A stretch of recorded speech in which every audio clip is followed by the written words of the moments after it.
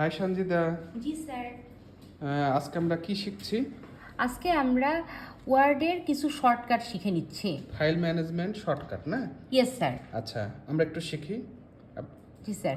সেক্ষেত্রে প্রথম কথা হচ্ছে কন্ট্রোল এন, এটা টিপলে আমাদের নিউ ডকুমেন্ট ওপেন হবে। যেমন কন্ট্রোল এন, এই যে আমাদের একটা নিউ ডকুমেন্ট ওপেন হয়ে গেল।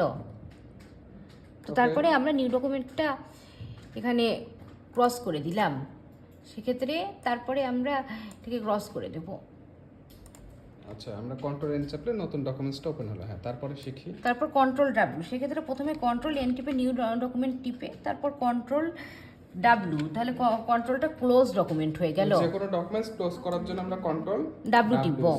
হ্যাঁ, কন্ট্রোল তারপর কন্ট্রোল ওটা হচ্ছে ওপেন এ ডকুমেন্ট, বা যে কোনো ডকুমেন্ট আমরা যে ডকুমেন্ট ওপেন করেছি সেই ডকুমেন্ট আমাদের ওপেন চলে আসবে সামনে। মানে আমরা রিসেন্টলি যেগুলো কাজ করছি সবগুলোই আমরা দেখতে পাবো। আচ্ছা, জি স্যার।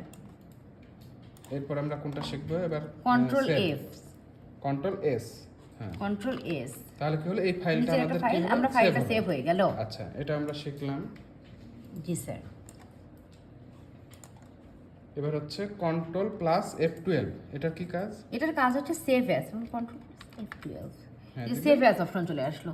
এখানে যে কোনো ডকুমেন্ট আমরা যখন কোনো একটা ফরম্যাট বা কোনো কাজের কারণে সেভ করতে চাইবো, সেক্ষেত্রে মানে আমাদের নতুন নামে বা নতুন লোকেশনে আমরা সেভ করতে পারবো, বা বিভিন্ন হচ্ছে ফাইল ফরম্যাটে সেভ করতে পারবো। জি স্যার। ঠিক আছে।